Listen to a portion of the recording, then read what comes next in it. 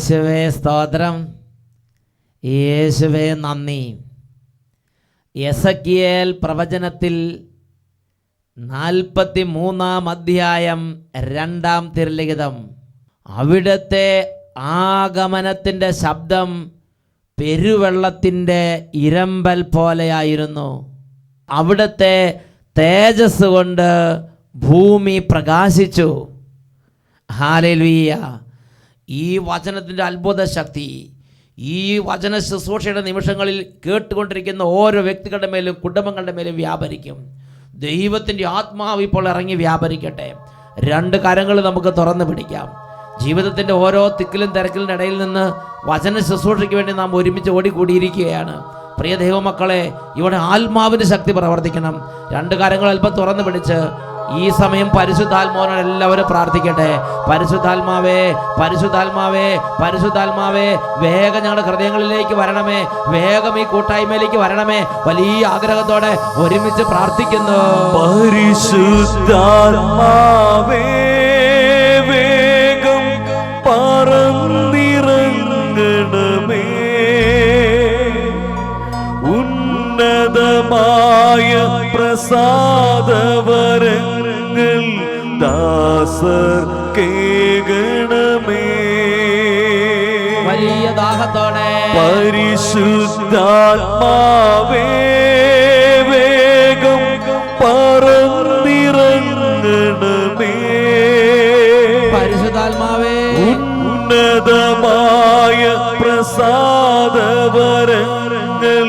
ദാസർ കേകണമേ. ഉന്നതമായ പ്രസാദവരങ്ങൾ ദാസർ കേകണമേ. ദാസർ കേകണമേ. പരിശുദ്ധാത്മാവായ ദൈവമേ, വളരെ ക്ഷീണത്തിലും രോഗത്തിലും മനപ്രയാസത്തിലും സങ്കടങ്ങളിലിരിക്കുന്ന ഈ പ്രിയ മക്കളെ കാണണമേ. വചനം കേട്ട ഒന്നും മനസ്സിലാകാതെ വിധം അന്നിച്ചു പോയ ഹൃദയം മുഴുവനും പലതരത്തിൽ ദുഃഖം കൊണ്ട് നിറഞ്ഞിരിക്കുന്നവര്, വലിയ വേദന ഇരിക്കുന്നവര്, ഓരോ മക്കളിലേക്കും പരിശുദ്ധാത്മാവേ, പരിശുദ്ധാത്മാവേ, പരിശുദ്ധാത്മാവേ, വേഗം വരണമേ, ഞങ്ങൾ പ്രാർത്ഥിക്കുന്നു. പരിശുദ്ധാത്മാവേ, വേഗം പറന്നിറങ്ങണമേ. ഉന്നതമായ പ്രസാദവരങ്ങൾ ദാസർ കേകണമേ. പരിശുദ്ധാത്മാവേ, വേഗം പറന്നിറങ്ങണമേ. പരിശുദ്ധാത്മാവേ, ഉന്നതമായ പ്രസാദവരങ്ങൾ ദാസർ കേകണമേ. ഉന്നതമായ പ്രസാദവരങ്ങൾ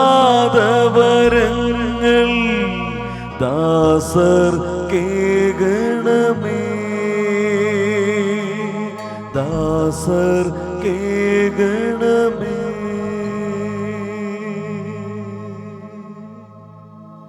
പ്രിയപ്പെട്ട സഹോദരങ്ങളെ, പരിശുദ്ധാത്മാവിനോട് പ്രാർത്ഥിച്ച് പരിശുദ്ധാത്മാവിൻ്റെ ശക്തിയിൽ വചനം ശ്രമിക്കുമ്പോൾ യേശുവിന്റെ നാമത്തിൽ വൻ കാര്യങ്ങൾ ആ സമൂഹത്തിൽ സംഭവിക്കും. ഒരു വ്യക്തിയുടെ അനുഭവം നിങ്ങൾ ശ്രദ്ധിച്ചു നോക്ക്. എൻ്റെ പേര് സെൽവിയാണ്, പോർട്ട് കൊച്ചിയിലെ. സെൽവി എവിടെ നിന്നാണ്? ഫോർട്ട് കൊച്ചി, എറണാകുളം. പറഞ്ഞോ. അപ്പം അവിടെ ധ്യാനം ഉണ്ടായി, പോർട്ട് കൊച്ചിയിൽ ധ്യാനം ഉണ്ടായി. അവിടെ ഞാൻ ധ്യാനം കൂടി. അപ്പം എനിക്ക് മലയാളമൊക്കെ അറിയാൻ പാടില്ല. അപ്പം ഞാൻ എൻ്റെ മുടിയൊക്കെ 15 വർഷമായി കൊളിഞ്ഞു പോയി ചീപ്പിട്ട് അപ്പം തന്നെ മുടിയൊക്കെ വന്ന് ഞാൻ പേടിച്ചു പോയി. എൻ്റെ മുടിയൊക്കെ പോകും, ഈശോയെ എനിക്ക് പേടിയാണ്, ഈശോയെ എൻ്റെ മുടി പോകണം എപ്പോഴും ഞാൻ പറഞ്ഞുകൊണ്ടേയിരുന്നു. കെട്ടിയാനാണ് ബുക്ക് വായിക്കണത്, രോഗികളോട് ബുക്ക് ഞങ്ങൾ അവിടെ നിന്ന് മേടിച്ചിട്ടും പോയി, പോർട്ട് കൊച്ചിയിൽ നിന്ന് മേടിച്ചിട്ടും പോയി. ആ ബുക്ക് 2 പേരും എനിക്ക് മലയാളം അറിയാൻ പാടില്ല. അപ്പം കെട്ടിയാണ് വായിക്കണാണ്, അത് കേട്ടും കൊണ്ട് അതും 2 പേരും ചൊല്ലും. അപ്പം എൻ്റെ മുടി ഇപ്പം ഒട്ടും ഇപ്പൊ കൊഴിയണില്ല. ഇപ്പൊ എനിക്ക് മുടി കുറച്ച് ഇത് നേരത്തെ. എത്ര കാലമായി മുടി പോകാൻ തുടങ്ങിയിട്ട്? 15 കൊല്ലമായി. പ്രിയപ്പെട്ട സഹോദരൻ, 15 വർഷമായി ഈ സെൽവിയുടെ മുടി അങ്ങോട്ട് കൊഴിഞ്ഞ് ആകെ നാണക്കേടായെന്നാണ് പറയണത്. അങ്ങനെ ഇരിക്കുമ്പോഴാണ് ഫോർട്ട് കൊച്ചി കൺവെൻഷന് പിന്നെ ഈ ചേച്ചി പറഞ്ഞ പോലെയൊക്കെ സംഭവിച്ചിട്ടുണ്ട്. Price the Lord, price the Lord. മുടി തിരിച്ചു വന്ന് എന്തായാലും ഇപ്പം മുടിയുണ്ട്. Price the Lord. രോഗികളുടെ നാഥൻ എന്നൊരു പുസ്തകം ഭർത്താവ് മേടിച്ചുകൊണ്ട് കൊടുത്ത് ഫോർട്ട് കൊച്ചിയിൽ ധ്യാനം നടക്കുന്ന സമയത്ത് ഈ രോഗികളുടെ നാഥൻ, ഈ പുസ്തകം നിസ്സാരമല്ല കേട്ടോ. അപ്പോൾ ഈ പുസ്തകം എന്ത് ചെയ്തു, ഭർത്താവിനൊരു വിശ്വാസം അങ്ങോട്ട് കയറി. ഭർത്താവ് പറഞ്ഞു നീ വിഷമിക്കേണ്ടരീ എന്ന് പറഞ്ഞിട്ട് ഈ ഒരു പുസ്തകം മേടിച്ചുകൊണ്ട് ഇത് വായിച്ച് പഠിക്കാൻ പറഞ്ഞിട്ട് കൊടുത്ത് ഈ ചേച്ചി അവിടെ ഇരുന്ന് പ്രാർത്ഥിച്ച് ഭർത്താവും പ്രാർത്ഥിച്ചു. അപ്പോൾ മുടി കൊഴിച്ചിൽ മാറി, നല്ല മുടി കെടുത്ത് വരാൻ തുടങ്ങി. Price the Lord. ഇപ്പം അത്യാവശ്യം മുടിയൊക്കെ ആയി തുടങ്ങിയിട്ടുണ്ട്. ഹല്ലേലൂയ. പ്രിയപ്പെട്ട സഹോദരങ്ങളെ, ഇത് ദൈവരാജ്യത്തിൻ്റെ ആത്മാവിൻ്റെ ശക്തി വെളിപ്പെടുന്ന മണിക്കൂറാണ്. ഒരിക്കൽ കൂടെ ഇരു കരങ്ങൾ ഉയർത്തുക. ഓരോ മകനും മകളും അവരവരുടെ ജീവിതത്തിൻ്റെ വേദനകൾ, സങ്കടങ്ങൾ, തകർച്ചകൾ ദൈവസന്നിധിയിലേക്ക് സമർപ്പിച്ച് ഉറക്കെ സ്തുതിക്കട്ടെ. ഹല്ലേലൂയ, ഹല്ലേലൂയ. അനുഭവങ്ങളുള്ളവരും അനുഭവങ്ങളില്ലാത്തവരും ഉറക്കെ സ്തുതിക്കുക. വിശ്വാസം മങ്ങിപ്പോയവരും തീഷ്ണതയുള്ളവരും മന്ദതയിൽ ആണ്ടുപോയവരും എല്ലാവരും സ്തുതിക്കട്ടെ. ഹല്ലേലൂയ, ഹല്ലേലൂയ. പരിശുദ്ധാത്മാവേ, പരിശുദ്ധാത്മാവേ, പരിശുദ്ധാത്മാവേ, അങ്ങേ ആരാധിച്ചുകൊണ്ടിരിക്കുന്ന ഈ സമൂഹത്തിലേക്ക് ഇപ്പോൾ വ്യാപരിക്കണം. പരിശുദ്ധാത്മാവേ, വേഗം പറന്നിറങ്ങണമേ. ഉന്നതമായ പ്രസാദവരങ്ങൾ ദാസർ കേകണമേ. ഉന്നതമായ പ്രസാദവരങ്ങൾ ദാസർ കേകണമേ. ഇരു കരങ്ങൾ ഉയർത്തി ഉറക്കെ. പരിശുദ്ധാത്മാവേ, വേഗം പറന്നിറങ്ങണമേ. ഉന്നതമായ പ്രസാദവരങ്ങൾ ദാസർ കേകണമേ. ഉന്നതമായ പ്രസാദവരങ്ങൾ ദാസർ കേകണമേ. ദാസർ കേകണമേ. പരിശുദ്ധാത്മാവേ, പരിശുദ്ധാത്മാവേ, സ്പർശിക്കണമേ. രോഗികളായ കുഞ്ഞുങ്ങളെ സ്പർശിക്കണമേ. ബാലികാ ബാലന്മാരെ അവിടുന്ന് സ്പർശിക്കണമേ. പരിശുദ്ധാത്മാവേ, യുവതി യുവാക്കന്മാരുടെ ഹൃദയങ്ങളിലേക്ക് സാന്ത്വനമായി അത്ഭുത സ്പർശനമായി എഴുന്നള്ളി വരണമേ. പരിശുദ്ധാത്മാവേ, എല്ലാ അന്ധകാരങ്ങളും നീക്കുന്ന, സൗഖ്യം നൽകുന്ന, വിടുതൽ നൽകുന്ന, ദൈവസ്നേഹം നിറയ്ക്കുന്ന അത്ഭുത ശക്തിയായി, അത്ഭുത സാന്നിധ്യമായി പരിശുദ്ധാത്മാവേ ഈ ബാലികാ ബാലന്മാരുടെ മേലും യുവതി യുവാക്കന്മാരുടെ മേലും ഇപ്പോൾ പ്രാർത്ഥിച്ചുകൊണ്ടിരിക്കുന്ന ഈ കുടുംബങ്ങളുടെ മേലും സമൂഹങ്ങളുടെ മേലും അതിശയത്തോടെ വ്യാപരിക്കണമേ. ഇരു കരങ്ങൾ ഉയർത്തി എല്ലാവരും ഒരിക്കൽ കൂടെ ദാഹത്തോടെ പരിശുദ്ധാത്മാവിനെ വിളിച്ച് പ്രാർത്ഥിക്കുന്നു. പരിശുദ്ധാത്മാവേ, വേഗം പറന്നിറങ്ങണമേ. പരിശുദ്ധാത്മാവേ, ഉന്നതമായ പ്രസാദവരങ്ങൾ ദാസർ കേകണമേ. ഉന്നതമായ പ്രസാദവരങ്ങൾ ദാസർ കേകണമേ. പരിശുദ്ധാത്മാവേ, വേഗം പറന്നിറങ്ങണമേ. ഉന്നതമായ പ്രസാദവരങ്ങൾ ദാസർ കേകണമേ. ഉന്നതമായ പ്രസാദവരങ്ങൾ ദാസർ കേകണമേ. ദാസർ കേകണമേ.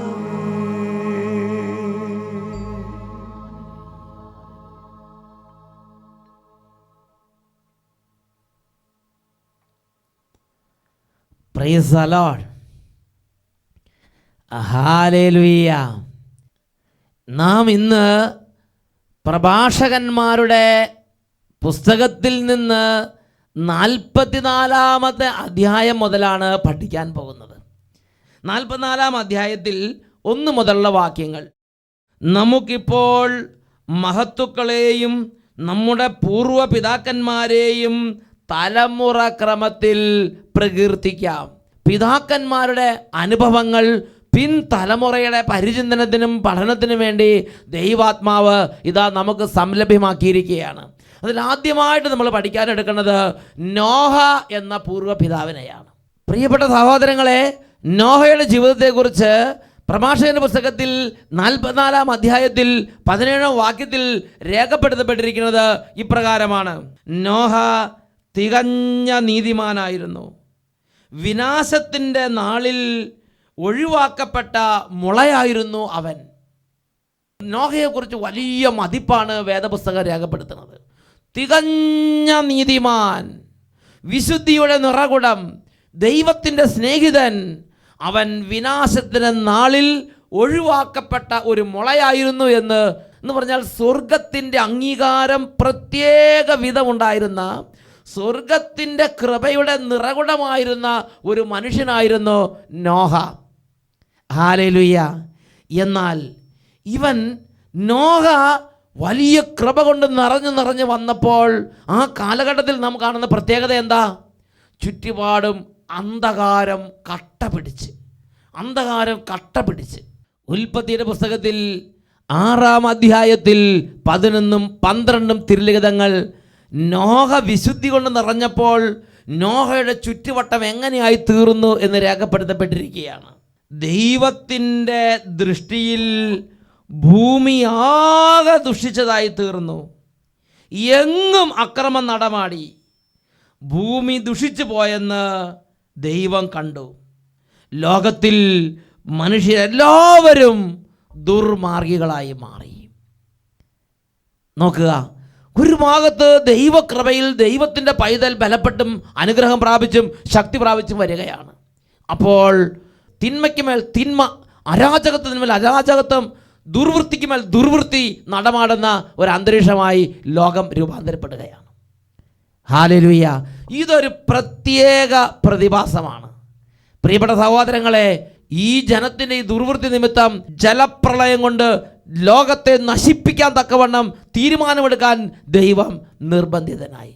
പക്ഷേ നോഹ അവൻ വിശുദ്ധിക്ക് മേൽ വിശുദ്ധി പ്രാപിച്ച് അവൻ സ്വർഗത്തിലേക്ക് കടന്നുപോയി. ഇനി അടുത്ത ഒരു പൂർവ്വപിതാവിനെ നാം പരിചിന്തനത്തിനെടുക്കുകയാണ്. ബൈബിളിൽ പ്രഭാഷകന്റെ പുസ്തകത്തിൽ 44:19 അനേക ജനതകളുടെ പൂർവ്വപിതാവായിരുന്നു അബ്രാഹാം. മഹത്വത്തിൽ അവന് സമനായി ആരുമില്ല. അവൻ അത്യുന്നതൻ്റെ നിയമം പാലിക്കുകയും അവിടുന്ന് അവനുമായി ഉടമ്പടിയിൽ ഏർപ്പെടുകയും ചെയ്തു. അവൻ സ്വശരീരത്തിൽ ഉടമ്പടിയുടെ മുദ്ര പതിപ്പിച്ചു. പരീക്ഷിക്കപ്പെട്ടപ്പോൾ അവൻ വിശ്വസ്തത തെളിയിച്ചു. ഹല്ലേലൂയ. പ്രിയപ്പെട്ട സഹോദരങ്ങളെ, വിശ്വാസത്തിൻ്റെ പിതാവ്, വിശ്വാസികളുടെ പിതാവ്, അനേകം ജനതകളുടെ പിതാവ്, ഈ സ്ഥാനമാണ് അബ്രാഹത്തിന് ദൈവവചനം നൽകുന്നത്. ഈ അബ്രാഹാം കൃപയ്ക്ക് മേൽ കൃപ പ്രാപിക്കുകയാണ്. എന്താ? അബ്രാഹാം കൃപയ്ക്ക് മേൽ കൃപ പ്രാപിച്ചപ്പോൾ അബ്രാഹത്തിൻ്റെ ചുറ്റുവട്ടത്തിൽ എന്താ സംഭവിച്ചുകൊണ്ടിരുന്നത്? അബ്രാഹത്തിൻ്റെ കുടുംബത്തിൽ എന്താ സംഭവിച്ചുകൊണ്ടിരുന്നത്? അബ്രാഹത്തിൻ്റെ കൂടപ്പിറപ്പുകൾക്ക് എന്താ സംഭവിച്ചുകൊണ്ടിരുന്നത്? പ്രിയപ്പെട്ട സഹോദരങ്ങളെ, അദ്ദേഹത്തിൻ്റെ ജീവിതം കൃപയ്ക്ക് മേൽ കൃപ പ്രാപിച്ചപ്പോൾ ചുറ്റുവട്ടത്ത് അദ്ദേഹത്തിൻ്റെ മേൽ എന്ത് കൃപയാണോ ദൈവം നിക്ഷേപിച്ചത് അതിന് എതിരായിട്ടുള്ള കാര്യങ്ങൾ അരങ്ങേറുകയാണ്. ഹല്ലേലൂയ. റോമാലേഖനത്തിൽ 4-ാം അധ്യായം 18 മുതൽ 20 വരെയുള്ള വാക്യങ്ങളിൽ പരിശുദ്ധാത്മാവ് നിറഞ്ഞ ശ്ലീഹ ഈ അബ്രാഹാം കൃപയ്ക്ക് മേൽ കൃപ പ്രാപിച്ചപ്പോൾ കൺമുമ്പിൽ പ്രത്യക്ഷത്തിൽ അവൻ്റെ ജീവിതത്തിൽ എന്തായിരുന്നു എന്ന് രേഖപ്പെടുത്തപ്പെട്ടിരിക്കുന്നു. അവൻ ഇരുട്ടിലൂടെ നടന്ന മനുഷ്യനാണ്. അവ്യക്തത, അന്ധകാരം, ഒരു കൃത്യതയില്ലായ്മ, ഇത് അവൻ്റെ ജീവിതത്തെ ഗ്രസിച്ചു. റോമാലേഖനം 4-ാം അധ്യായം 18 മുതലുള്ള തിരുലിഖിതങ്ങൾ. താൻ അനേകം ജനതകളുടെ പിതാവാകുമെന്ന് പ്രതീക്ഷയ്ക്ക് സാധ്യതയില്ലാതിരുന്നിട്ടും പ്രതീക്ഷയോടെ അബ്രാഹാം വിശ്വസിച്ചു. 100 വയസ്സായ തൻ്റെ ശരീരം മൃതപ്രായമായിരിക്കുന്നെന്നും സാറായുടെ ഉദരം വന്ധ്യമാണെന്നും അറിയാമായിരുന്നിട്ടും അവൻ്റെ വിശ്വാസം ദുർബലമായില്ല. വിശ്വാസമില്ലാത്തവനെ പോലെ ദൈവത്തിൻ്റെ വാഗ്ദാനത്തിനെതിരായി അവൻ ചിന്തിച്ചില്ല. മറിച്ച് ദൈവത്തെ മഹത്വപ്പെടുത്തിക്കൊണ്ട് അവൻ വിശ്വാസത്താൽ ശക്തി പ്രാപിച്ചു. അബ്രാഹത്തിൽ ദൈവം നിക്ഷേപിച്ചിരുന്ന വൻ കൃപ, വിശ്വാസ ചൈതന്യം, വിശ്വാസത്തിൻ്റെ അത്ഭുത ശക്തി. അതുകൊണ്ട് അബ്രാഹത്തിന് ചുറ്റുവട്ടത്തും ഈ വിശ്വാസത്തെ ദുർബലപ്പെടുത്തുന്ന അന്ധകാരം ശക്തി പ്രാപിക്കുകയാണ്. 100 വയസ്സായ തൻ്റെ ശരീരം മൃതപ്രായമായിരിക്കുന്നുവെന്നും സാറായുടെ ഉദരം അന്ത്യമാണ് 100% അറിയാം. അവൻ്റെ ഉള്ളിലുള്ള വിശ്വാസ ചൈതന്യത്തിനെതിരായ ഒരുപാട് ചിന്തകൾ അവൻ അലട്ടി. ഈ കുഞ്ഞ് ജനിക്കുമോ, നടക്കുമോ, ഇതെങ്ങനെയാവും, ഇങ്ങനെ ഒരുപാട് അവൻ്റെ ഉള്ളിൽ ദൈവം എന്ത് കൃപയാണോ നിക്ഷേപിച്ചത് അതിനെതിരായ പ്രതികൂലം, അതിനെതിരായ അന്ധകാരം ചുറ്റുവട്ടത്തുനിന്ന് കട്ട പിടിച്ച്. പക്ഷേ അവൻ ദൈവത്തെ മഹത്വപ്പെടുത്തിക്കൊണ്ട് വിശ്വാസത്തെ ശക്തി പ്രാപിച്ചു. അങ്ങനെ അവന് നക്ഷത്രജാലങ്ങൾ പോലെ പിൻതലമുറകളെ ദൈവം അനുവദിച്ച്. പ്രഭാഷകന്റെ പുസ്തകത്തിൽ 45-ാം അധ്യായത്തിൽ 1 മുതൽ വാക്യങ്ങളിൽ ബൈബിളിലെ മറ്റൊരു മഹാ തേജസ്സിനെ നമുക്ക് പരിചയപ്പെടുത്തി തരികയാണ്. പ്രഭാഷകന്റെ പുസ്തകം 45-ാം അധ്യായം 1-ാം വാക്യം മോശ പ്രവാചകനെ കുറിച്ച് രേഖപ്പെടുത്തുന്ന പ്രകാരമാണ്: യാക്കോബിൻ്റെ സന്തതികളിൽ നിന്ന് കാരുണ്യവാനായ ഒരുവനെ കർത്താവ് ഉയർത്തി. അവൻ ജനത്തിന് സുസമ്മതനായി. ദൈവത്തിൻ്റെയും മനുഷ്യരുടെയും പ്രീതിക്ക് അവൻ പാത്രമായി. അവനത്രേ ഭാഗ്യസ്മരണാർഹനായ മോശ. ദൈവത്തെ മുഖാഭിമുഖം കണ്ട് ജനത്തിന് നേതാവായി നിന്ന് അത്ഭുതകരമായി ഇതുപോലൊരു പ്രവാചകൻ ഉണ്ടായിട്ടില്ലെന്ന് പറയാൻ തക്കവണ്ണം മോശ കരുത്തനും ബലവാനുമായിരുന്നു. ഹല്ലേലൂയ. അങ്ങനെ മോശയുടെ മേൽ വൻ കൃപ ചൊരിയപ്പെട്ടപ്പോൾ മോശയ്ക്ക് ചുറ്റുവട്ടത്തിൽ എന്താ അരങ്ങേറിയത്? മോശയുടെ കൂടെ ഉണ്ടായിരുന്നവരിൽ എന്താ അരങ്ങേറിയത്? മോശയുടെ സഹ നേതാക്കന്മാർ 250 നേതാക്കന്മാരിൽ എന്താ അരങ്ങേറിയത്? ജനത്തിൻ്റെ മേൽ എന്താണ് അരങ്ങേറിയത്? വലിയ അന്ധകാരം അവരെ പീഡിപ്പിക്കാൻ തുടങ്ങി. അല്ലെങ്കിൽ എന്ത് കൃപയാണോ മോശയിൽ നിക്ഷേപിച്ചിരുന്നത് അതിനെ വിഴുങ്ങുന്ന അന്ധകാരം, അതിനെ വിഴുങ്ങാൻ തക്ക, അതിനെ ഞെരുക്കുന്ന ഒരു അന്ധകാരം ചുറ്റും കട്ടപിടിക്കാൻ തുടങ്ങി. അതിൻ്റെ ആധിക്യത്തിൽ, അതിൻ്റെ ഞെരുക്കത്തിൽ, അതിൻ്റെ വേദനയിൽ മോശ നിലവിളിക്കുന്നൊരു ഭാഗം ബൈബിളിൽ രേഖപ്പെടുത്തിയിട്ടുണ്ട്. സംഖ്യയുടെ പുസ്തകത്തിൽ 11-ാം അധ്യായത്തിൽ 14-ഉം 15-ഉം തിരുലിഖിതങ്ങളിലാണ് നാം അത് കാണുന്നത്. വേദപുസ്തകത്തിൽ നിന്ന് നമുക്കത് വായിച്ച് കേൾക്കാം. ഈ ജനത്തെ മുഴുവൻ താങ്ങാൻ ഞാൻ ശക്തനല്ല, അത് എൻ്റെ കഴിവിന് അതീതമാണ്. ഇപ്രകാരമാണ് അവിടുന്ന് എന്നോട് വർത്തിക്കുന്നതെങ്കിൽ കൃപ തോന്നി എന്നെ ഉടനെ കൊന്നുകളയണമേ. ഈ കഷ്ടത ഞാൻ കാണാതിരിക്കട്ടെ. മോശ വേദനയുടെ നടുവിൽ ദൈവത്തോട് പറയുകയാണ്: ദൈവമേ, ദയവ് ചെയ്ത് എന്നെ ഒന്ന് കൊന്നു തന്നാലും, ഇങ്ങനെ ജീവിക്കുന്നതിലൂടെ മരിക്കുന്നതാണ്. വേദന കൊണ്ട് ദൈവസന്നിധിയിൽ പൊട്ടിക്കരയുന്ന മോശയാണ്. കാരണം ഓരോ കൂടാരവാതിൽക്കൽ ഇരുന്ന് ദൈവത്തിൻ്റെ ജനം ഈ മോശയ്ക്കെതിരെ വലിയ വിധത്തിൽ നെഗറ്റീവ് ഓരോ തരത്തിലുള്ള പിറുവിറുപ്പുകൾ ഉതിർക്കുകയാണ്. വേദന നിറഞ്ഞ വാക്യങ്ങൾ, വേദന നിറഞ്ഞ കാര്യങ്ങൾ പറയുകയാണ്. ഇതെല്ലാം കേട്ടുണ്ടായ ദുഃഖത്തിൻ്റെ ആധിക്യത്തിൽ ദൈവസന്നിധിയിൽ ചെന്ന് മോശ പ്രാർത്ഥിക്കുകയാണ്: എന്നെ കൊന്നുകളയുക, എന്നെ ഒന്ന് കൊന്നു തന്നാലും ഇതെല്ലാം കണ്ടും കേട്ട് ഞാൻ എന്തിനു ജീവിക്കണം? അതുപോലെ ഞെരുക്കത്തിൻ്റെ നടുവിലൂടെ മോശയുടെ ജീവിതം കടന്നുപോയി. പ്രിയപ്പെട്ട ദൈവമക്കളെ, ദൈവം ഒരു കൃപ എന്നിലും നിങ്ങളിലും നിക്ഷേപിക്കുമ്പോൾ, ഒരു ദൈവ പൈതലിൽ ദൈവം ഒരു കൃപ നിക്ഷേപിക്കുമ്പോൾ, ആ കൃപ വളരാൻ ഒരു പ്രതികൂലത്തെ ദൈവം അനുവദിക്കും. ഹല്ലേലൂയ. ആ കൃപ വളരാൻ ഒരു പ്രതികൂലത്തെ ദൈവം അനുവദിക്കും. നിങ്ങൾ പ്രാർത്ഥിച്ച് നല്ല പ്രാർത്ഥനയുടെ അഭിഷേകത്തിൽ ദേവാലയത്തിൽ നിന്ന് പുറത്തേക്ക് ഇറങ്ങുമ്പോൾ അന്നായിരിക്കും ഏറ്റവും വലിയൊരു പ്രതികൂലം, ഒരു പ്രശ്നം കുടുംബത്തിൽ ചിലപ്പോൾ ഉണ്ടാകുന്നത്. നിങ്ങളൊരു നല്ല ധ്യാനം കൂടി നല്ല കൃപയുടെ ക്ലൈമാക്സിൽ ഇങ്ങോട്ട് ഇറങ്ങേണ്ട സമയത്തായിരിക്കും ഒട്ടും പ്രതീക്ഷിക്കാതെ അതെല്ലാം തവിടുപൊടിയാക്കുന്ന ഒരു രംഗം, ഒരു അന്തരീക്ഷം, ഒരു സംഭവം നിങ്ങളുടെ ജീവിതത്തിലോ കുടുംബത്തിലോ അരങ്ങേറിക്കൊണ്ട് വരിക. പ്രിയപ്പെട്ട സഹോദരങ്ങളെ, ദൈവം ഒരു കൃപ തരുമ്പോൾ അതിന് ആ കൃപ വളരാൻ പറ്റിയ ഒരു പ്രതികൂലത്തെയും ദൈവം അനുവദിക്കും. ഹല്ലേലൂയ. ഈ നിമിഷങ്ങളിൽ നമുക്ക് കർത്താവിനോട് പ്രാർത്ഥിക്കാം. എൻ്റെ കർത്താവേ, എനിക്ക് കൃപയിൽ വളരണം, എനിക്ക് കൃപയിൽ വളരണം, എനിക്ക് കർത്താവിൻ്റെ അനുഭവത്തിൽ വളരണം, എനിക്ക് വിശുദ്ധിയിൽ വളരണം, എനിക്ക് വിശ്വാസത്തിൽ വളരണം. അതിന് തക്കതായ ഒരു ഉണർവിൻ്റെ അഭിഷേകത്തെ, ഒരു ഉണർവിൻ്റെ കൃപയെ, ഒരു ഉണർവിൻ്റെ ഇടപെടലിനെ ഇപ്പോൾ തന്നെ ഞങ്ങളുടെ ജീവിതങ്ങളിലേക്ക് തരണമേ കർത്താവേ. പ്രാർത്ഥിക്കാം. ഏലിയാവ് ഗുഹയ്ക്കുള്ളിൽ ജ്വലിച്ചതുപോൽ ജ്വലിക്കട്ടെ ജ്വലിക്കട്ടെ എന്റെയും ഉള്ളം. ഏലിയാവ് ഗുഹയ്ക്കുള്ളിൽ ജ്വലിച്ചതുപോൽ ജ്വലിക്കട്ടെ ജ്വലിക്കട്ടെ എന്റെയും ഉള്ളം. ദാനിയേലു തീഷ്ണതയാൽ എരിഞ്ഞതുപോൽ എരിയട്ടെ എരിയട്ടെ എന്റെയും ഉള്ളം. ദാനിയേലു തീഷ്ണതയാൽ എരിഞ്ഞതുപോൽ എരിയട്ടെ എരിയട്ടെ എന്റെയും ഉള്ളം. പാട്ടുകൾ ആത്മാവിൽ നീടണം. എൻ ദൈവമേ നിൻ കൈകള ആത്മാവിൽ തീടണം. ആത്മാവിൽ തീടണം. ആത്മാവിൽ തീടണം. ആത്മാവിൽ തീടണം. ആത്മാവിൽ തീടണം. ഏകരക്ഷക ലോകരക്ഷക നീയെന്നും അഭയം. ഏകരക്ഷക ലോകരക്ഷക നീയെന്നും അഭയം. സ്ത്രീകന്മാരിൽ നിറച്ച അത്ഭുതകരമായ അഭിഷേക ശക്തി, ആദിമസഭയിൽ ഇറക്കിയ അത്ഭുതകരമായ അത്ഭുത ശക്തി വ്യാപരിക്കാൻ വരുത്തണമേ. സൗളന്നു പൗലോസായി ജനിച്ചതുപോൽ പരിശുദ്ധാത്മാവിൽ വീണ്ടും ജനിക്കട്ടെ ഞാൻ. സൗളന്നു പൗലോസായി ജനിച്ചതുപോൽ പരിശുദ്ധാത്മാവിൽ വീണ്ടും ജനിക്കട്ടെ ഞാൻ. പത്രോസെന്നു പാറയായി ഉറച്ചതുപോൽ ഉറക്കട്ടെ ഉറക്കട്ടെ ഞാൻ കർത്താവിൽ. പത്രോസെന്നു പാറയായി ഉറച്ചതുപോൽ ഉറക്കട്ടെ ഉറക്കട്ടെ ഞാൻ കർത്താവിൽ. പാട്ടുകൾ തീ പാട്ടുകൾ ആത്മാവിൽ നീടണമേ. എൻ ദൈവമേ കൈകള ആത്മാവിൽ തീടണം.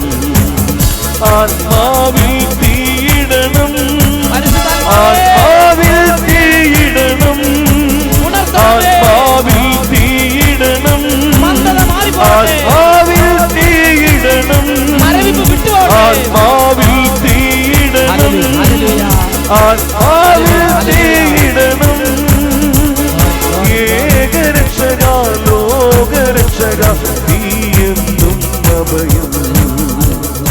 ഏകരക്ഷക ലോകരക്ഷക നീയെന്നും അഭയം.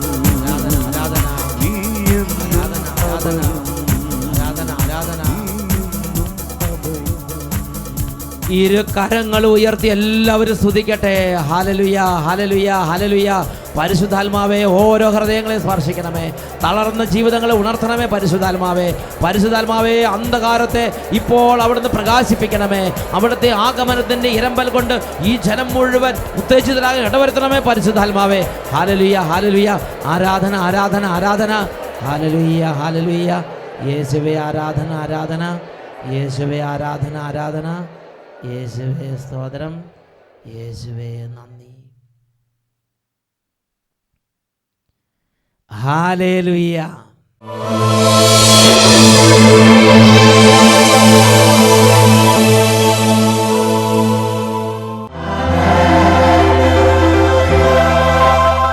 ഫിലിപ്പിയ ലേഖനത്തിൽ 2-ാം അധ്യായം 13-ാം തിരുലിഖിതം.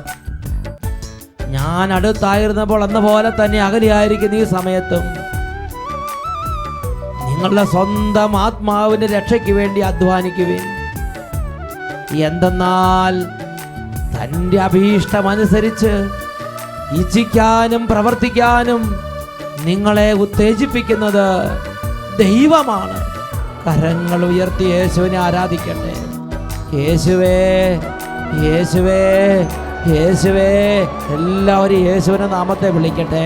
യേശുവേ യേശുവേ യേശുവേ യേശുവേ യേശുവേ യേശുവേ യേശുവേ യേശുവേ യേശുവേ മനസ്സ് തുറന്ന് യേശുവിനെ ആരാധിക്കട്ടെ. ഹല്ലേലൂയ, ഹല്ലേലൂയ, ഹല്ലേലൂയ. ഓരോ കുടുംബങ്ങളും ഓരോ വ്യക്തികളും യേശുവിൻ്റെ തിരുശരീരത്തിൽ നിന്ന് പുറപ്പെടുന്ന അത്ഭുത ശക്തിയാൽ പുതുജീവൻ പ്രാപിക്കട്ടെ, പുതിയ ഉണർവ് പ്രാപിക്കട്ടെ, പുതിയ അഭിഷേകം പ്രാപിക്കട്ടെ. അന്ധകാരത്തിൻ്റെ കോട്ടകൾ തകരട്ടെ, എല്ലാ തിന്മയും തിന്മയുടെ ദുർപീഠകൾ വിട്ടുപോകട്ടെ, എല്ലാ പിന്മാറ്റത്തിൻ്റെ അരുവികൾ യേശുവിൻ്റെ നാമത്തിൽ ചിഹ്നഭിന്നമാകട്ടെ, കൃപ കൊണ്ട് നിറയട്ടെ. Hallelujah, hallelujah.